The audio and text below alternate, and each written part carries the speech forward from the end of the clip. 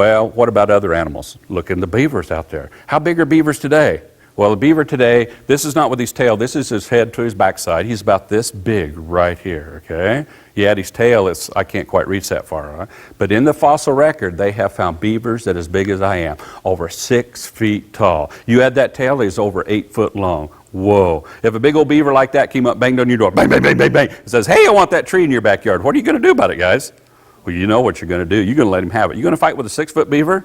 And you know, down in Texas recently, they found just the skull of a beaver that was 6 feet. How big's this guy going to turn out to be, all right? Huge, huge animal. That they're a lot bigger than we see them today. And dragonflies. You guys ever seen dragonflies?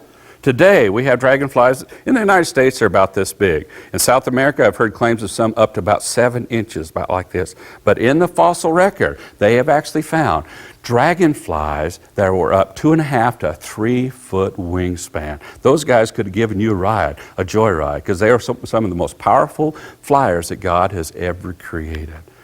Things like chambered nautilus. This is a coiled shellfish. How big are they today? Well, the biggest ones are about 9 inches across, but in the fossil record, guys, they found them as big as tractor tires, 5, even up to 9 feet tall. They were huge in the past, weren't they? And cockroaches. You guys know about cockroaches?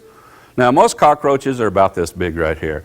A friend of mine was in South Africa once, South Africa and East Africa. We saw them about this big right here. But in the fossil record, guys, they have actually found cockroaches that were 12, some of them up to even 18 inches long. You could have stuffed them in a footstool out of them in the past, all right? And how many of you guys don't like spiders? All right, raise your hand.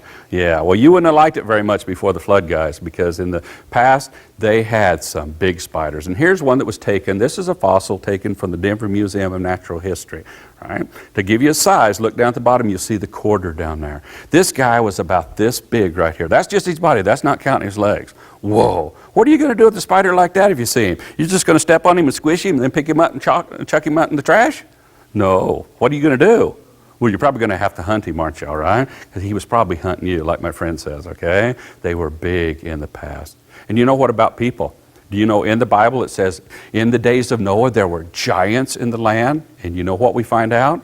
There were truly giants in the land. Now, this is a leg bone of an individual. This is a sculpture from a leg bone that's taken out of southeast Turkey. Look at that, guys. You see me standing right there? You see where my knee is and the knee in the picture? Well, you see the bone in the knee? And then where the hip is? His hip was clear above my head. They figured this guy was probably close to 16 feet tall. And in lots of other different countries in the world, they have actually found lots of skeletons of individuals over 12 feet tall.